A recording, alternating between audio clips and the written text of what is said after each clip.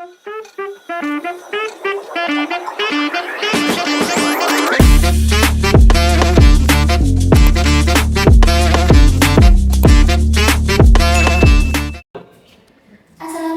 warahmatullahi wabarakatuh. Halo Sobat Genbiers, kembali lagi di Genbi Bincang-Bincang bersama aku, Karisma dari Komisariat UPS 3. Pada podcast kali ini, aku akan membahas topik yang sangat menarik loh, dan pastinya rela terjadi di kalangan mahasiswa. Sebelumnya Karisma mau tanya nih, merasa nggak sih teman-teman itu kayak minat masuk menjadi organisator terus semakin sedikit? Lalu apa aja sih penyebabnya? Dan pengen tahu dong tips and trick buat jadi organisator yang baik.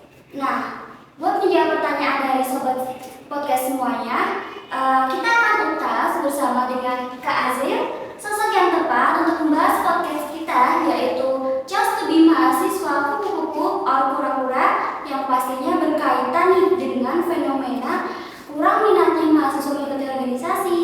Yuk, tanpa menunggu lama, kita sambut ya Kak Azril Putra Pratama dari Inisiator Tegar Muda. Halo Kak Azril, apa kabar Kak? Kabarnya baik ya. Alhamdulillah. Tadi berapa perjalanan Kak di sini? Tadi dari rumah sekitar 10 menitan dekat. Lumayan deket ya Kak? Lumayan dekat. Alhamdulillah. Sebelum kita mulai podcast, boleh dong Kak sapa dulu sobat-sobat Genbi sama sobat podcast setia kita. Monggo. Halo sobat Genbi, semoga hari ini dalam keadaan sehat selalu ya, dan aktivitasnya semuanya lancar. Alhamdulillah, semoga ya Kak. Nah, sebelum kita membahas topik utama kita hari ini, saya membacakan sekilas nih CV dari Kak Azril loh. Yang pastinya teman-teman pasti kepo nih, Kak Azril itu siapa dan apa aja sih pengalaman-pengalaman yang udah Kak Azril dapat dari organisasi. Saya bacakan ya. Nama lengkap itu Azril Putra Pratama, riwayat pendidikan terakhir S1 Universitas Negeri Semarang jurusan PKN. Adapun nih prestasi yang Kak Azril udah raih tuh, yaitu juara 2 Lomba Dai Muda Grid Nasional Muslim Festival UNES tahun 2017, delegasi From OSIS Jawa Tengah tahun 2018, juara 1 Putra UNES tahun 2020, juara Duta FIS UNES tahun 2020, delegasi Future Leaders Summit tahun 2021. Nah, setelah mendengar prestasi yang udah diraih dari Kak Azril, ada juga loh pengalaman-pengalaman yang udah Kak Azril raih juga nih, yaitu ada Ketua OSIS SMK Negeri 1A di Murna, Wakil Ketua Forum Anak Selawi Kabupaten Tegal, Staf Departemen Pengembangan Organisasi BEM FIS UNES, Staf Divisi Acara Tegal Education Week, Ketua Forum Mahasiswa Bidik Misi FIS UNES, Staf Kementerian Dalam Negeri BEM KM UNES, Ketua Format UNES, Kepala Sekolah Aksi Sosial FIS UNES, Ketua BEM FIS UNES, lalu yang terakhir founder Inisiator Tegar Muda. Wah, keren sekali ya sobat. Dari CV yang udah bacakan, bisa kita lihat bersama ya sobat, pengalaman dari organisasi Kak Azril tuh banyak banget ya Kak. Nah, pastinya nih ya, dengan pengalaman organisasi Kak Azril jalani, pasti ada banget ceritanya ya Kak. Ada dari suka dukanya, bahkan sampai berada di titik sini loh. For information nih sobat, Kak Azril tuh sedang mengikuti finalis Kedutaan Anti Narkoba Tegal tahun 2024. Keren banget gak sih, betul ya Kak Azril? Nah, mau Kak boleh ceritakan Kak, pengalaman apa aja sih yang Kakak udah dapet sampai Kakak bisa berada di titik seperti ini, dan suka dukanya apa aja Kak? Jadi terkait pengalaman di organisasi ya, saya tuh kebetulan mencoba aktif di kegiatan organisasi dari SMA. Di OSIS, sempat jadi ketua OSIS di SMK Negeri 1 Murna, terus juga berbagai macam organisasi lainnya sampai puncaknya di perkuliahan ya. Dan sekarang ada Inisiator Tegar Muda, lagi saya coba olah biar jadi organisasi yang berkembang. Untuk suka dukanya tentunya berbagai macam organisasi kan punya karakteristik masing-masing ya. Kalau saya pribadi ketika masuk organisasi itu ada beberapa hal yang saya cari dan targetkan. Kayak misalkan yang pertama jelas di organisasi itu saya menganggap sebagai sarana belajar. Kan di organisasi itu banyak kepala ya, Karis ya. Banyak ide, banyak orang-orang yang mengutarakan pendapat, banyak orang-orang yang menginginkan spotlight ya. Dan di situ saya belajar bagaimana mengambil keputusan. Yang pertama, terus yang kedua terkait problem solving. Ya itu sukanya lah, saya banyak belajar cara mengambil keputusan, ketika manajemen organisasi seperti apa, problem solving ketika ada masalah per kepala, masalah ada event, ada program kerja dan lain-lain. Terus tentu sukanya itu banyak ilmu Karis yang saya rasakan sampai saat ini ya ketika ikut organisasi, seperti hal yang kaitannya sama soft skills. Kan di organisasi kita kan dituntut untuk berkomunikasi ya. Dan saya itu alhamdulillah kepercayaan dirinya meningkat. Kayak misalkan di aspek public speaking, lebih percaya diri berbicara di depan umum. Terus juga saya tahu lah bagaimana cara kerja organisasi itu berjalan. Dan dukanya tentunya banyak juga ya.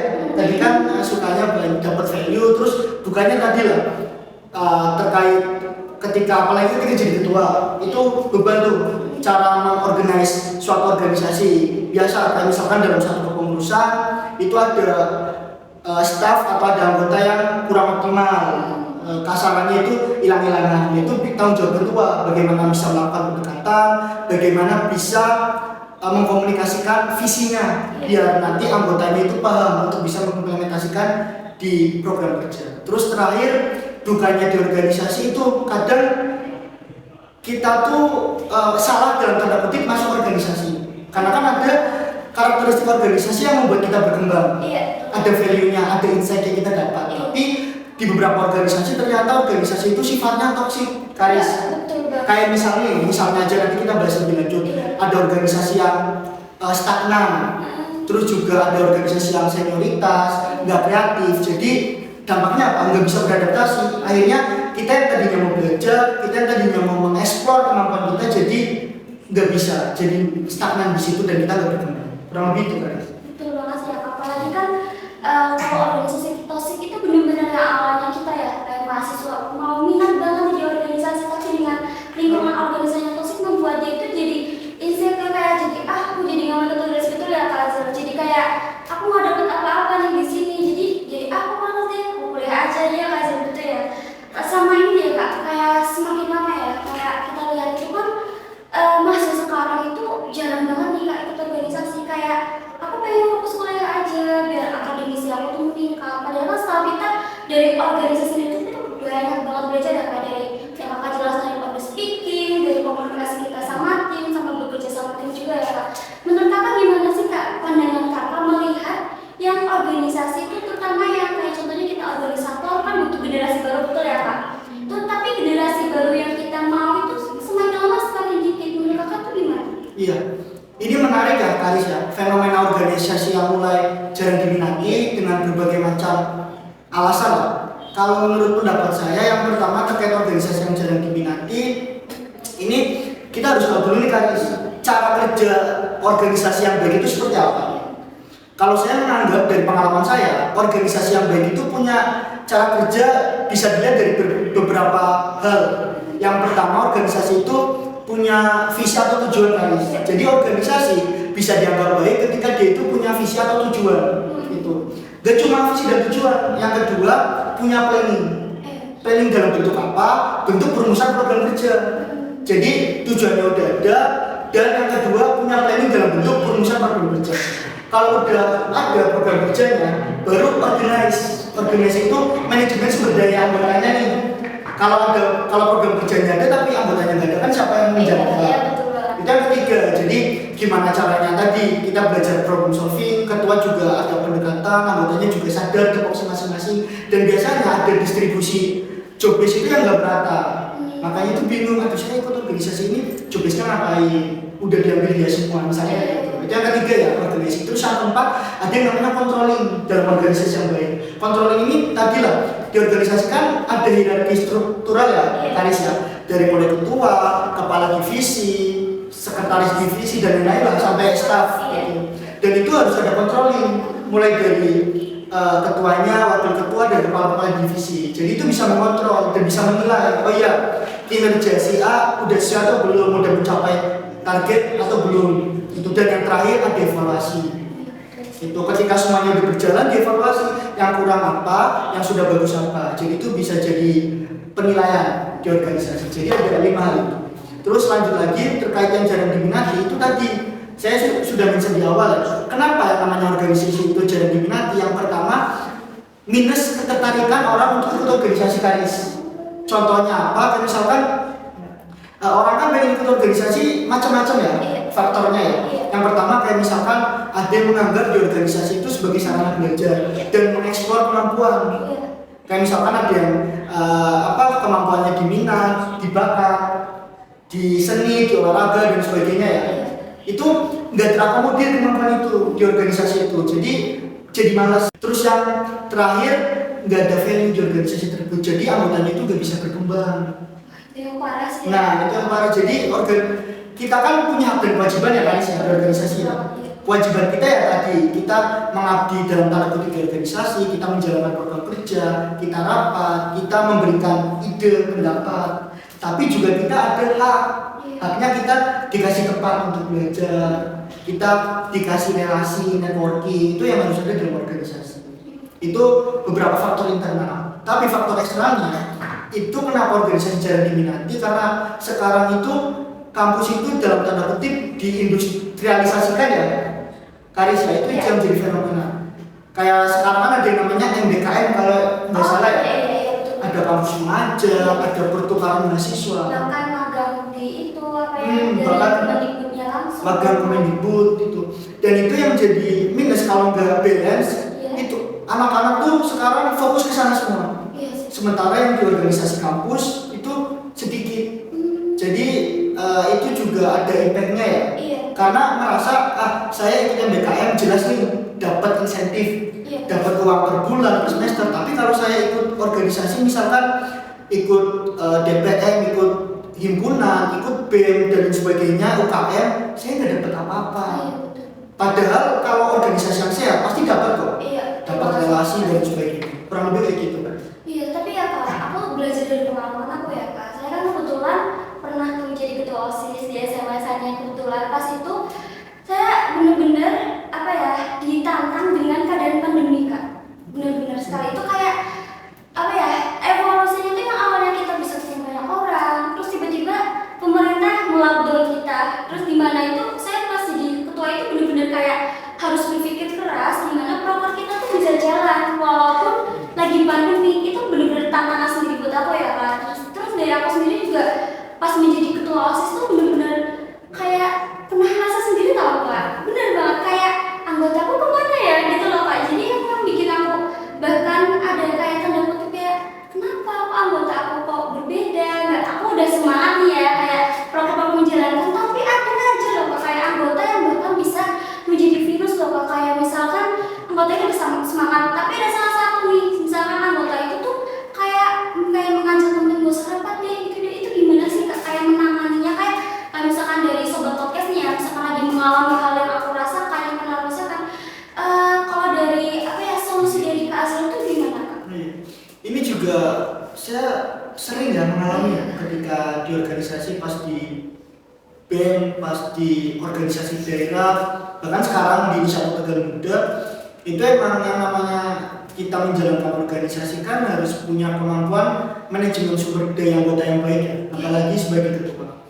Tapi saya tuh beranggapan yang namanya ketua itu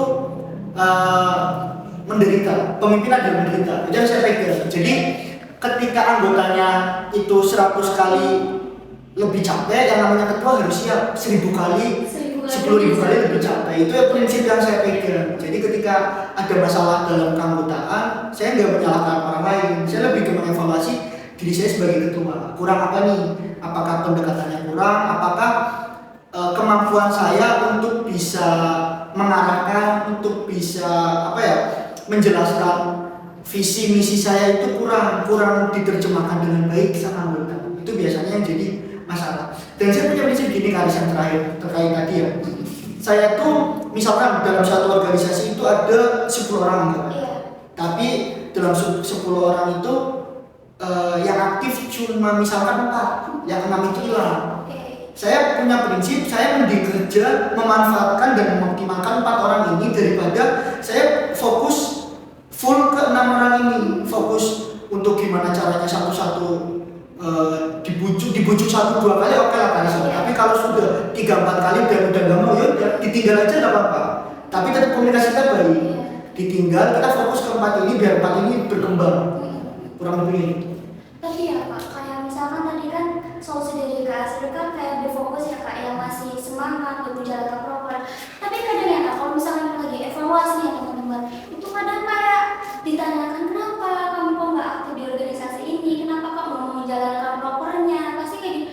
Oh, orang ketuanya aja gak lihat aku, itu gimana kalian? Kenapa pas aku pengalaman prodi aku kayak aku bingung loh kak, aku menanggapinya seperti apa, padahal dari diri aku sebagai ketua atau misalnya sebagai ketua dalam acara itu sudah merangkul semuanya. Jadi aku lumayan bingung sih kak, pasti sobat podcast juga pasti bingung sih buat menangani yang misalkan anggota tuh malah balik menyalahkan kitanya kak, itu gimana kak? Ya benar, karena saya juga pernah ya, dan itu emang jadi evaluasi diri saya pada waktu itu ya, jadi ketua di organisasi. Dan ternyata dalam rumus organisasi yang baik, sebagai ketua itu harus bisa memposisikan dirinya itu dengan posisi yang strategis. Artinya apa? Ketua itu kalau bisa netral dalam tanda kutip ya, jadi nggak membeda-bedakan anggotanya, itu jelas. Soalnya kan kalau misalkan kita cenderung dekat sama 1-2 orang, anggota yang lain pasti cemburu sebagai melihat ketuanya kayak gitu ya. Yang pertama, terus yang kedua ada namanya apresiasi, rumus apresiasi ini. Jadi ketika anggota kita udah menjalankan tugasnya, baik itu mungkin ada kekurangan atau ada kelemahan, kan ada evaluasi. Tapi kita harus tetap ngasih reward. Reward nggak mesti harus hadiah secara fisik ya kali sih. Tapi nggak apa-apa kalau misalkan punya materi, punya uang, sesekali beliin hadiah buat anggota nggak apa-apa. Walaupun nggak semahal ya. Itu rumus saya, nggak pernah salah. Tapi kalau misalkan dikira emang nggak ada secara materi, belum ada, kasih pujian, apresiasi, kerja kamu udah bagus, terus coba sampaikan ke orang lain biar orang lain nganggep bahwa anggota ini ya bagus kerjanya. Jadi dia itu merasa dihargai, dia merasa kontribusinya di organisasi itu diapresiasi. Jadi nggak merasa ketuanya jangan melihat aku, cuma melihat orang lain. Jadi ketika aku capek, ngapain aku capek-capek di organisasi, kurang lebih ya. Sama tadi ya. Jadi buat teman-teman yang misalkan bingung apa ya, kayak anggotanya masih ada nih yang berspekulasi bahwa kita kalau misalkan sebagai ketua kurang perhatikan, mungkin dari kita juga dari kita wajib mengevaluasi diri sendiri ya kak, agar bisa anggota itu tetap nyaman sih sama kita gitu. Terus ya kak, sama tadi bahas di pandemi COVID-19 ya kak. Kalau dari aku ya kak, pengalaman aku berorganisasi mulai itu pas pandemi COVID-19. Jadi pas aku udah masuk ke dunia perkuliahan kan sudah mulai normal lagi ya kak. Jadi teman-teman aku tuh banyak kan kayak yuk ikut ini gitu loh kak, untuk mengisi ruang waktu kita selain berkuliah juga kak. Jadi tuh kayak temen enggak lah, aku udah kebiasa tidur di rumah. Jadi gitu loh kayak, jadi kebiasaan yang di pandemi COVID-19 yang kayak kita kan bener-bener di lockdown oleh pemerintah hampir 2 tahun, itu kan bener-bener kayak kebiasaan kita di luar, tiba-tiba kegiatan di rumah. Akhirnya yang kayak teman-teman lain tuh kayak enakan di rumah ngapain. Jujur aku juga pernah mengalami kan, bener kayak aduh udah capek gitu loh, berkuliah udah menguras effort banget dengan belajar dengan dosen. Tapi sebenarnya sih organisasi juga sangat penting ya kak. Dari kakak sih buat teman, buat sahabat podcast, kayak misalkan masih bermalas-malasan gara-gara masih impact efek dari COVID-19 itu gimana kak? Ya emang pandemi itu merubah banyak aspek kehidupan ya. Dari yang tadi lah, aspek ekonomi, pendidikan, kesehatan, bahkan sampai di hal keorganisasian. Tapi saya memandang pada dasarnya ya Karis ya, semua orang, semua individu itu punya pilihan. Apalagi ketika jadi mahasiswa ya. Karena ada istilah gini, kayak misalkan tipe mahasiswa itu dibagi beberapa. Yang pertama ada yang pura-pura nih. Kata orang pura-pura apa sih, kuliah rapat. Itu biasanya bisa diidentifikasikan dengan mahasiswa atau anak-anak yang aktif di organisasi, kuliah rapat. Terus yang kedua ada kupu-kupu ya, kuliah pulang. Terus yang ketiga ada kuda-kuda, kuliah dagang. Ya ada yang part time, ada yang freelance, itu macam-macam. Dan itu menurut saya nggak ada yang salah pilihannya. Tapi dilihat lagi, kalau bisa selama masa perkuliahan itu dioptimalkan Karis. Karena ada yang bilang gini, menarik nih. Ada salah satu tokoh di Indonesia yang bilang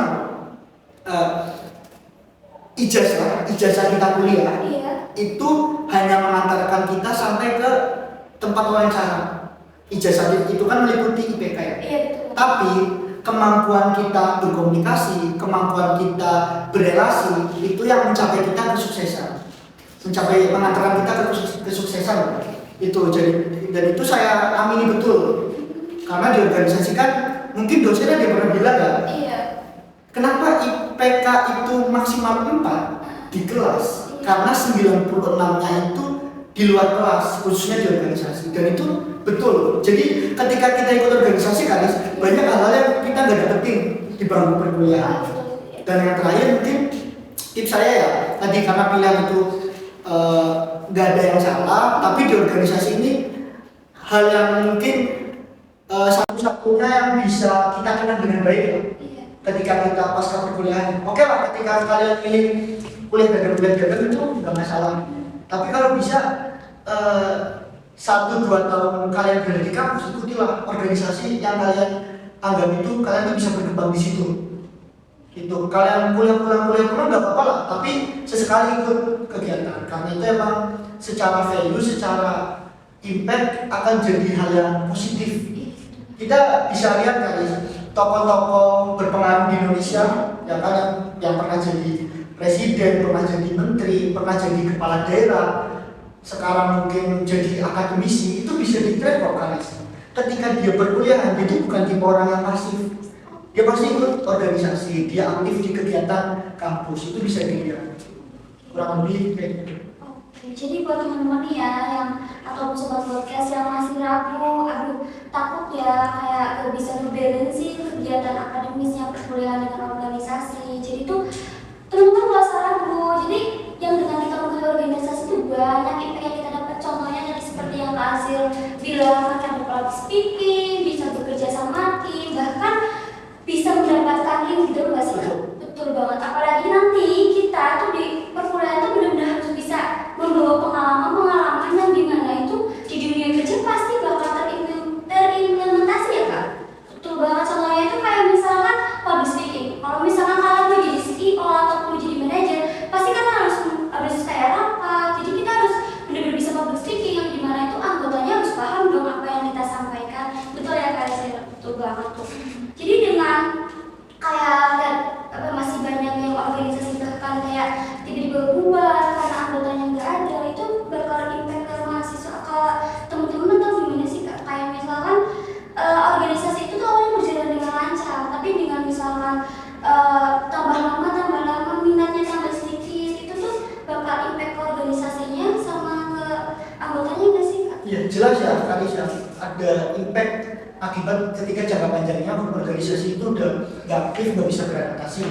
Dan tadi lah kalau misalkan emang alasan individu itu gak ikut organisasi karena nggak bisa bagi waktu, justru itu kali di dalam organisasi kita kan ada yang namanya manajemen waktu ya guys.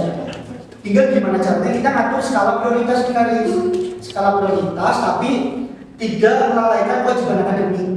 Soalnya ada istilah, ada yang beranggapan gini sih stigmanya. Orang yang terlalu aktif di organisasi pasti dia itu, bukan pasti ya, sering dianggap dia itu lama lulusnya kayak gitu. Padahal pilihan lagi masing-masing individu emang ada fenomena kayak gitu beberapa orang, tapi banyak juga yang seimbang, organisasinya bagus, akademiknya juga bagus secara nilai dan waktu lulusannya juga tepat waktu. Terus yang tadi terkait organisasi yang lama-lama bakal bubar dan hilang ya. Nah ini tantangan organisasi itu harus bisa senantiasa relevan guys. Artinya apa?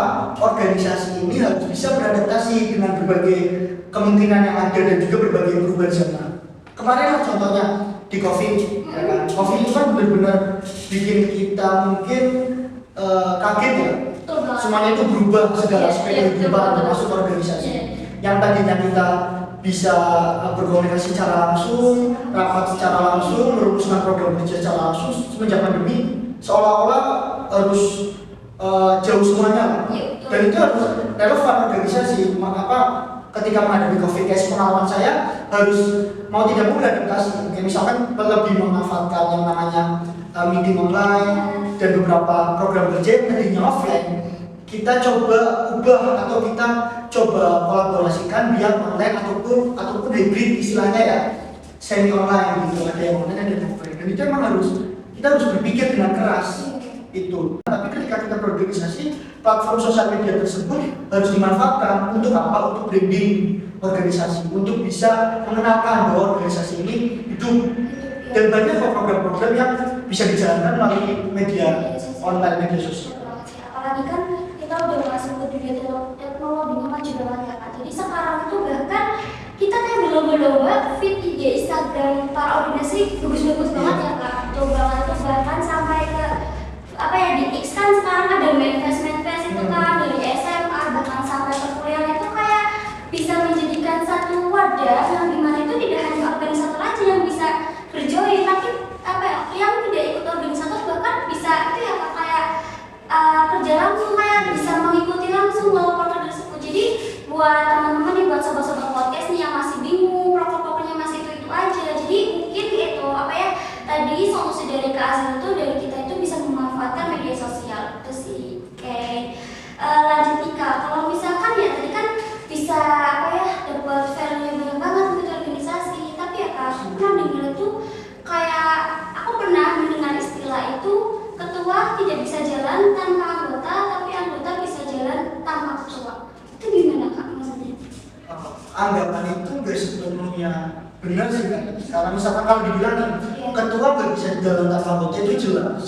Ya kan, jelas. Karena bagaimana kita bisa menjalankan suatu event, suatu kegiatan kalau sumber daya manusia atau sumber daya anggotanya nggak ada. Yang pertama. Terus yang kedua, kalau ada anggapan anggota bisa jalan tanpa ketua, itu juga belum tentu. Karena kenapa ada ketua itu kan punya peran yang strategis. Ketua itu punya tanggung jawab yang besar kan guys. Kayak misalkan bagaimana dia menetapkan visi, bagaimana dia mengambil keputusan dalam organisasi, dan bagaimana dia mencarikan alternatif solusi. Oke, kalau misalkan anggota bisa jalani tanpa ketua, tapi suatu waktu para anggota ini ada konflik Aris, ya kan? Ada konflik, saling bersinggungan satu sama lain. Mungkin kan yang bisa mencarikan alternatif ya sosok ketua ini. Bagaimana bisa menengahi, bagaimana bisa melakukan pendekatan biar ada solusi. Jadi organisasi bisa jalan ya karena ada ketuanya, juga karena disupport sama anggotanya, dan itu saling berhubungan, ya sama berkaitan. Ya untuk teman-teman sobat Jinbi ya, bahwa sejatinya hidup itu pilihan dan kita berhak memilih apapun dalam lini kehidupan ini, apalagi di masa emas, masa perkuliahan. Memang kita harus optimalkan, khususnya dalam konteks organisasi, karena dalam organisasi kita bisa bertumbuh, bisa berkembang dan mendapatkan value, jangan sia-siakan. Tadi saya ulangi lagi, IPK itu 496 nya berada di organisasi apabila kita bisa memanfaatkan. Terima kasih.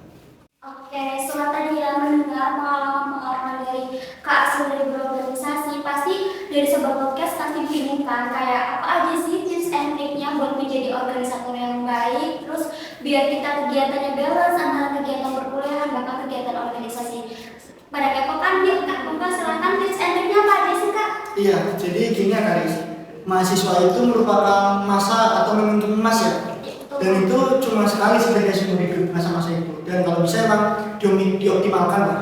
Dan tadi yang seperti saya mention di awal, ijazah dari IPK itu hanya mengantar kita ke tahap wawancara, tapi kemampuan berorganisasi, komunikasi, public speaking itu yang mengantarkan kita kesuksesan. Dan terkait tips and trick, yang pertama tadi lah, kita harus bisa mengatur skala prioritas, harus sadar diri dan tidak melupakan tanggung jawab akademik. Dan ketika kita mulai masuk organisasi, kita harus tahu dulu yang kita cari dan niat kita berorganisasi itu apa. Jadi kita bisa berkontribusi, kita bisa senantiasa relevan di organisasi. Kurang lebih itu. Oke, ini dari Kak Azril dikasih tips and triknya, pasti mudah-mudahan ya dengan podcastnya ini tuh bermanfaat nih buat sobat podcast yang masih bingung. Aku masih bingung nih mau ikut organisasi atau enggak, tapi udah dikasih tahu nih dari Kak Azril tips and triknya buat jadi organisator yang baik. Oke, tak terasa udah penghujung waktu ya Kak. Oke, terima kasih ya Kak Azril atas sharing pengalamannya ke sobat-sobat podcast Genbi ataupun penonton setiap podcast kita. Terima kasih juga buat teman-teman. Semoga podcast ini dapat memberikan pencerahan buat sobat-sobat bahwa pentingnya berorganisasi itu benar-benar bakal berimpact ke kita gitu. Oke, dan jangan lupa